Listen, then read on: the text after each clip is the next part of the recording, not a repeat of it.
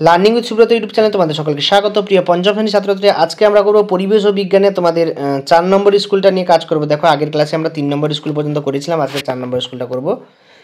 এটা বলছে হলদিয়া government sponsor Vivekananda বিদ্যা ভবন। তো এই স্কুলটা আমরা করব, আগের ক্লাসেগুলো করেছি। একের দাগে দেখো এখানে এমসিকিউ প্রশ্ন দিয়েছে, টোটাল 5খানা এমসিকিউ প্রশ্ন দিয়েছে, সেইগুলো আগে করব, তারপরে অন্যান্যগুলো করব।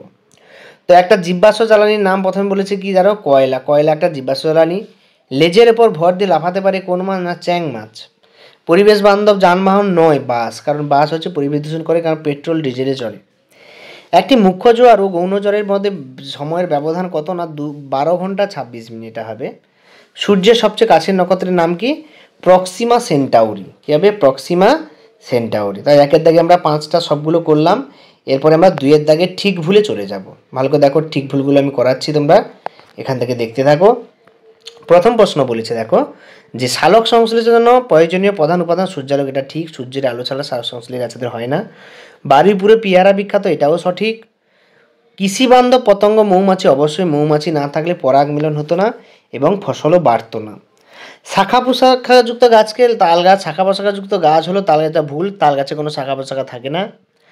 1853 সালে হাওড়া থেকে হুগলি পর্যন্ত প্রথম রেলপথ হয়, এটাও সম্পূর্ণ ভুল। এরপরে আমরা 3-এর দাগের প্রশ্নগুলো করব। দেখো এক এক করে 3-এর দাগের প্রশ্নগুলো কি কি বলেছে। প্রথমে বলেছে দেখো, সৌরবিদ্যুৎ কি ধরনের শক্তি? সৌরবিদ্যুৎ হচ্ছে অপ্রচলিত শক্তি।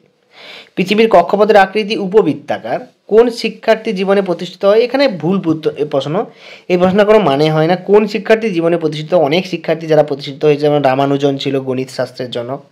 তো এটা অন্য প্রশ্ন হবে, এখানে ভুলে অন্যটা ছাপা হয়ে গেছে বা প্রশ্ন কিছু মিস্টেক আছে।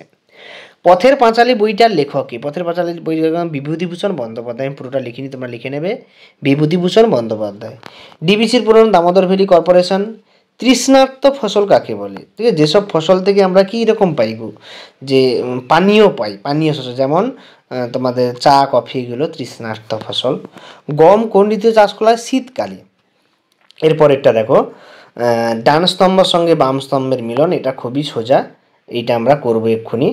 তো প্রথম কলকাতায় রিক্সা আছে কত সালে? না 1900 সালে। ভারতে প্রথম রেল চালু হয় কত সালে? না 1853 সালে প্রথম রেলপথ চালু হয়। কলকাতায় মানুষ যাওয়া রিক্সা চালু হয় কত সালে বলো তো? 1914।